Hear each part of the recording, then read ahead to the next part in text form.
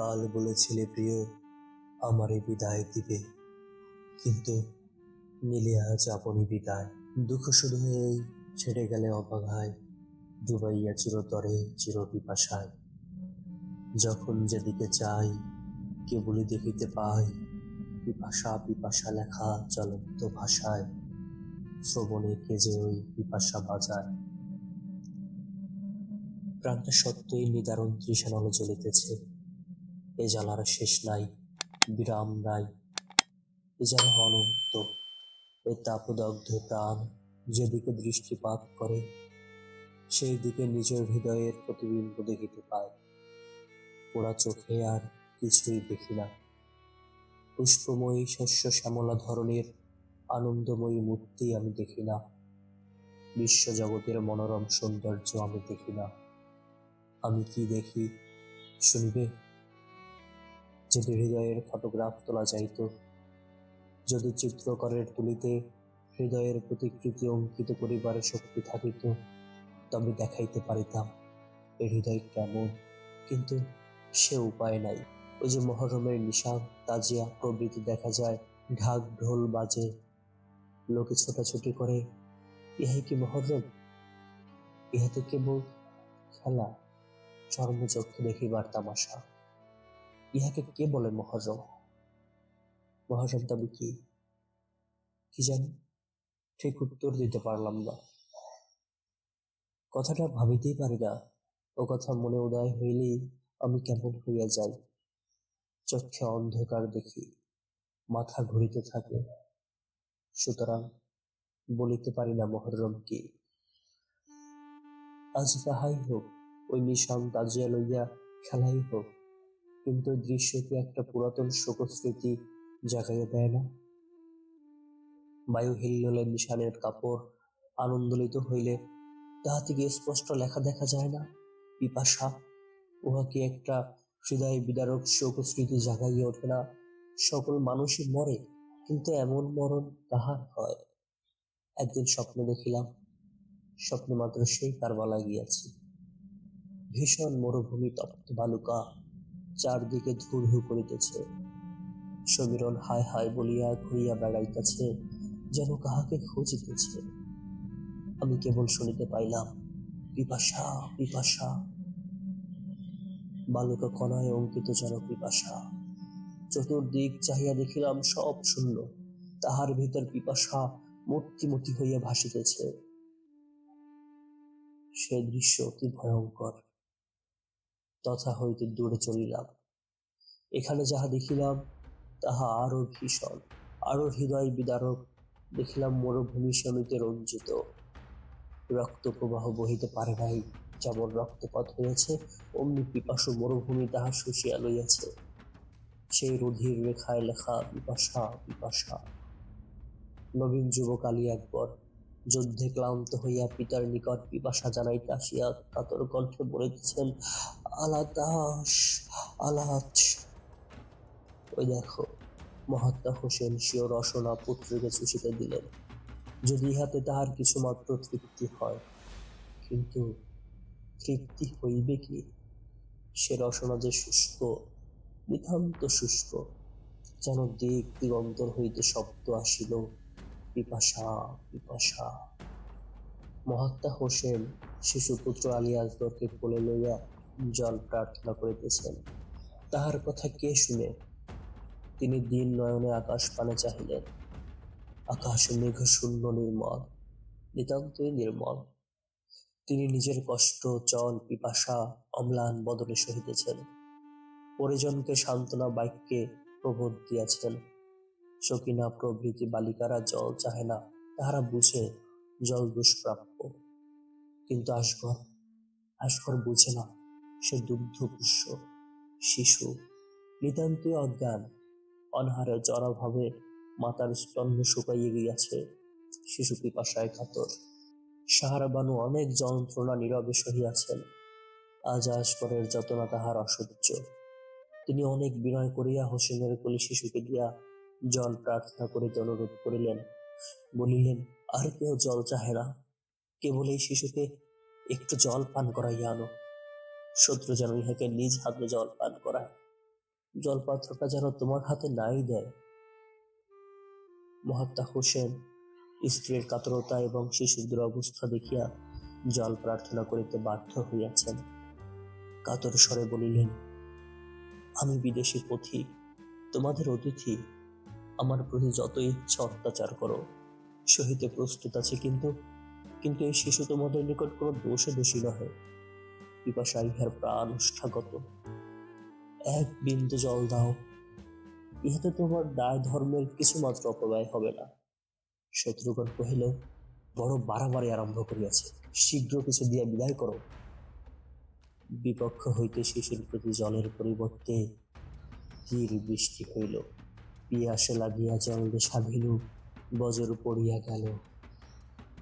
উপযুক্ত অতিথি অভ্যর্থনা বটে। হোসেন স্বরবিদ্ধ আসগরকে তাহার জননীর কোলে দিয়া বলিলেন, আসগর চিরদিনের জন্য তৃপ্ত হইয়াছে, আর জল জল বলিয়া কাঁদিয়া কাঁদাইবে না, আর বলিবে না পিপাসা পিপাসা। এই শেষ। শহরবানু কি দেখিতেছেন? কোলে পিপাসু স্বরবিদ্ধ আসগর, সম্মুখে রুধিরাক্ত কলেবের সহিত আকবর। অমূল্য চাঁদ কোলে লইয়া ধরণী গর্বিণী হইয়াছিল যে, আকবর ক্ষত বিক্ষত হইয়া পিপাসায় কাতর হইয়া মৃত্যুকালে এক বিন্দু জল পায় না।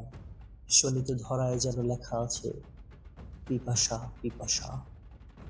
শহীদের মুদ্রিত নয়ন দুটি রবি বলে যেন, পিপাসা পিপাসা। দৃশ্যটা এইরূপ মর্মবেদী, তাহাতে আবার দর্শক জননী। আহা, যে ফুল ফুটিতে প্রাতে বিষেতেই ছিন্ন হলো, শিশিরের পরিবর্তে রুধির আপ্লুত হলো। আরো দেখিলাম মহাত্মা হোসেন সমরসই সমরক্ষেত্রে কেবল পিপাসী শহীদগণ পড়িয়া আছেন। তাহাদের শুষ্ক কণ্ঠ যেন অস্পষ্ট ভাষায় বলিতেছে, পিপাসা পিপাসা। চাইল মুক্ত কেশে পাগলিনী প্রায় ভ্রাতার নিকট বিদায় চাহিতেছেন। উচ্চস্বরে ডাকিয়া বলিতেছেন, ভাই, তোমাকে মরুভূমি ফেলিয়া যাইতেছি, আসিয়াছিলাম তোমার সঙ্গে, যাইতেছি তোমাকে ছাড়িয়া। আসিয়াছিলাম অনেক রত্নে বিভূষিত হইয়া, চাইতেছি শূন্য হৃদয়ে। তবে এখন শেষ বিদায় দাও, একটি কথা কহ তবে যাই। একটিবার চক্ষু মেলিয়া দেখো, আমাদের দুরবস্থা দেখো, তবেই যাই। জয়নবের দিকে সমীরণ হায় হায় বলিল। দূর দূরান্তে ওই হায় হায় শব্দ প্রতিধ্বনিত হইল। এখন আর স্বপ্ন নাই, আমি জাগিয়া উঠিয়াছি। দূরে শৃগালের কর্কশ শব্দে শুনিলাম, পিপাসা পিপাসা। এ কি, আমি পাগল হইলাম নাকি? কেবল পিপাসা দেখি কেন? কেবল পিপাসা শুনি কেন? আমার প্রিয়তমের সমাধিস্থানে যাইলাম। বনপথ দিয়া যাইতে যাইতে শুনিলাম তরুলতা বলে, পিপাসা পিপাসা। উদ্রে মর্মর শব্দ শুনিলাম, পিপাসা পিপাসা। প্রিয়তমের গৌর হইতে শব্দ আসিতেছিল, পিপাসা পিপাসা। ইহা অতি অসহ্য। প্রিয়তম মৃত্যুকালে চল পায় নাই, চিকিৎসকের নিষেধ ছিল, সুতরাং পিপাসী মরিয়াছে। আহা, এমন ডাক্তারি কে রচনা করিয়াছেন? রোগীর প্রতি জল নিষেধ ব্যবস্থা কোন হৃদয়হীন পাষাণের বিধান? যখন রোগীকে বাঁচাইতে না পারো, তখন প্রাণ ভরিয়া পিপাসা মিটাইয়া জল পান করিতে দাও। সে সময় ডাক্তারের উপদেশ শুনিও না, নচেত আমারই মতো আজীবন পিপাসায় দগ্ধ হইবে। কোন রোগী মৃত্যুর পূর্বদিন বলিয়াছিল, বাপজান, তোমার এই সরাহির জল অবশ্যই শীতল হইবে। পিতা তাহার আসন্ন কাল জানিয়া সহস্তে সরাহি আনিয়া দিলেন। অন্যান্য মিত্ররূপী শত্রুগণ তাহাকে প্রচুর জল স্বাদ মিটাইয়া পান করিতে দেয় নাই। ওই রোগীর আত্মাকে আজ পর্যন্ত কারবালার শহীদদের মতো পিপাসা পিপাসা বলিয়া ঘুরিয়া বেড়ায় না। না না, সর্বসুখে পিপাসা নাই। পিপাসা যে বাঁচিয়া থাকে তাহারই। অনন্ত শান্তি নিদ্রায় যে নিবৃত হইয়াছে, পিপাসা তার নহে। পিপাসা যে পোড়া স্মৃতি লইয়া জাগিয়া থাকে তাহারই। কিন্তু কিন্তু কি বলিতেছি, আমার হৃদয় আনন্দ মৃত্যুর পূর্বদিন গোপনে জননীর নিকট জল চাহিয়াছিল। ডাক্তারের নিষেধ ছিল বলিয়া কেহ তাহাকে জল দিল না। জননী ভয়ে ভয়ে অল্প জল দিয়াছিলেন। মৃত্যুকালে সে তৃষ্ণায় অত্যন্ত কাতর ও অধীর হইয়াছিল। হায়, না জানি সে কেমন পিপাসা। হৃদয়ানন্দ জানিত আমি তাহাকে জল দিব না। আমি চিকিৎসকের অন্ধ আজ্ঞাবাহ দাস, তাই তাহাকে জল দিব না। তাই সে আমার উপস্থিত থাকার সময় জল চাহিতে সাহস করে নাই। কি মহতি সহিংসতা! জলের পরিবর্তে চা চাহিল। শীতল জলের পিপাসায় গরম চা। চা তখনই প্রস্তুত হইয়া আসিল। যে ব্যক্তি চা পান করাইতেছিল সে চায়ের পেয়ালা কড়া ধরিতে পারিতেছিল না, পেয়ালা এত তপ্ত ছিল। আর সেই পিপাসী সেই পেয়ালাটি দুই হস্তে ধরিয়া চা পান করিতে লাগিল। আহা, না জানি সে কেমন পিপাসা, অনল রচিত পিপাসা কিংবা গরল রচিত পিপাসা। সে সময় হয়তো তাহার শরীরে অনুভব শক্তি ছিল না, নচেত অত গরম পেয়ালা কোমল হাসতে সহিবে কেমনে? 8 বছরের শিশু ননির পুতুল, তাহার হাতে গরম পেয়ালা আর সেই তপ্ত চা। স্বাস্থ্য ভালো থাকলে নিশ্চয়ই গলায় ফোসকা হইত, আর ওই মাখন গঠিত কচি হাত দুটো জ্বলিয়া ভুলিয়া যাইত। সে চা তাহার শেষ পথ্য, আর কিছু খায় নাই। আক্ষেপ এই যে জল কেন দিলাম না। রোগ সারিবার আশায় জল দিতাম না। রোগ যদি না সারিল তবে জল কেন দিলাম না। এই জন্যই তো রাত্রি দিন শুনি পিপাসা পিপাসা। এই জন্যই তো এই নরক যন্ত্রণা ভোগ করি। আর সেই গরম চার পেয়ালা চোখের সম্মুখে ঘুরিয়া বেড়ায়, হৃদয়ে আঘাত করে, প্রাণ দগ্ধ করে। চক্ষু মুদ্রিত করিলেই দেখি অন্ধকারে জ্যোতিষয় আর লেখা পিপাসা। নিষিদ্ধ সময়ে গৃহ ছাদে উঠিলাম। আকাশমণ্ডল পরিষ্কার ছিল। কোটি কোটি তারকা ও চন্দ্র হিরক প্রভায় জ্বলিতেছিল। আমি পোড়া চক্ষে দেখিলাম ওই তারকারে তরে লেখা পিপাসা পিপাসা। আমি নিজের পিপাসা লইয়া ব্যস্ত, তাহাকে আবার বিশ্ব চরাচর পিপাসা দেখায়, পিপাসা শোনায়। বোধ হয় নিজের পিপাসার প্রতিবিম্ব দেখিতে পাই মাত্র, আর কেহ পিপাসী নহে। অথবা এই বিশ্ব জগৎ সত্যিই পিপাসু। কুসুম কাননে আমি কি দেখিতে পাই? কুসুম ফেলিয়া দুলিয়া বলে পিপাসা পিপাসা। লতায় পাতায় লেখা পিপাসা পিপাসা। কুসুমের মনোমোহিনী মৃদু হাসি আমি দেখি না। আমি দেখি কুসুমদের সুধাংশু পিপাসা। বিহগ ওজনে আমি কি শুনিতে পাই? ওই পিপাসা পিপাসা। ওই একই শব্দ, নানা সুরে নানা রাগে শুনি।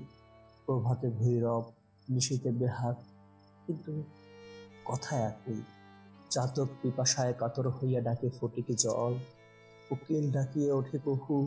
এই কুহুস্বরে শত প্রাণের বেদনা ও হৃদয়ের পিপাসা ঝরে। এ কি, সকলে আমাকে পিপাসার ভাষা শোনায় কেন? আহা, আমি কোথায় যাই কোথায় যাই কোথায় যাই এই পিপাসা শুনিব না?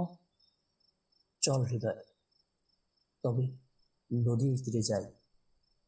সেইখানে হয়তো পিপাসা নাই, কিন্তু শোনো, স্নিগ্ধ সলিলা গঙ্গা কুলুকুলু স্বরে গাইতেছে পিপাসা পিপাসা, আপন মনে গাহিয়া বহিয়া যাইতেছে।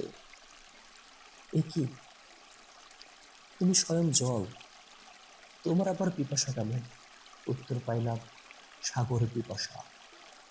আহা, তাই তো সংসারে তবে সকলেই পিপাসু হইতে পারে। সাগরের যাহার চরণে যেন হিড়ি, তুমি আপনার প্রাণ ঢালিতে যাইতেছ, তাহার পিপাসা নাই। তবে দেখা যাক। একদিন সিন্ধু তটে সিক্ত বালুকার উপর বসিয়া সাগরের তরঙ্গ গণনা করিতেছিলাম। উর্মিমালা কি যেন যতনায়, কি যেন বেদনায় ছটফট করিয়া গড়াইয়া গড়াইয়া আছাড়িয়া পড়িতেছিল। এ অস্থিরতা ও আকুলতা কিসের জন্য? সবিস্ময়ে সাগরকে জিজ্ঞেস করে দাও, তবে এই সঞ্চল লহরী মালায় কিসের বেদনা লেখা? পিপাসা জানায়, পিপাসা নির্বৃত হয় সলিল কৃপায়। বলো হে জলধি, তবে পিপাসা কোথায়? আবার তাহার গভীর গর্জনে শুনিলাম, পিপাসা পিপাসা। হায়, এই পোড়া পিপাসার জ্বালায় আমি দেশান্তরে পালাইয়া আসিলাম, এখানেও এই নিষ্ঠুর কথাই শুনিতে পাই। চক্ষু মুদ্রিত করিলাম। এই তরঙ্গে তরঙ্গে আর পিপাসা দেখিতে ইচ্ছা ছিল না। সমুদ্র আবার গম্ভীর গর্জন করিল। এবারও তাহার ভাষা বুঝিলাম, স্পষ্ট শুনিলাম, পিপাসা পিপাসা। পিপাসা পিপাসা মূর্খ মানব, জানো নাই কিসের পিপাসা? কোথায় শুনিয়াছ সাগরের পিপাসা নাই? এর হৃদয়ের দুর্দান্ত পিপাসা কেমন করিয়া দেখাইব? আমার হৃদয় যত গভীর, পিপাসাও তত প্রবল। এই সংসারে কাহার পিপাসা নাই? পিপাসা এইটুকু বুঝিতে পারো না? ধনীর ধন পিপাসা, মানের মান পিপাসা, সংসারের সংসার পিপাসা, নলিনীর তপন পিপাসা, চাকরের চান্দ্রিকা পিপাসা, চকরের চন্দ্রিকা পিপাসা, অনলেরও তীব্র পিপাসা আছে। আহা, এই মোট কথা বুঝো না? পিপাসা না থাকলে ব্রহ্মাণ্ড ঘুরিতে কি লক্ষ্য করিয়া? আমার হৃদয়ে অনন্ত প্রণয় পিপাসা যতদিন আছে, পিপাসাও থাকিবে। প্রেমিকের প্রেম পিপাসা, প্রকৃতির ঈশ্বর পিপাসা, এইটুকু কি বুঝিতে পারো না? তাই বটে এতদিনে বুঝিলাম, আমার হৃদয়ে কেন সদা হুকু করে, কেন সদা কাতর হয়। হৃদয়ে পিপাসা তুচ্ছ বাড়ি পিপাসা নহে, ইহা অনন্ত প্রেম পিপাসা। ঈশ্বর একমাত্র বাঞ্ছনীয়, আর সকলে পিপাসী ওই বাঞ্ছনীয় প্রেমময় প্রেম পিপাসী। আমি তবে বাতুল নহি, আমি যে পিপাসা দেখি তাহা সত্য, কল্পিত নহে। আমি যে পিপাসা শুনি তাহাও সত্য, কল্পনা নহে। এই বিশ্বজগৎ প্রেম পিপাসু।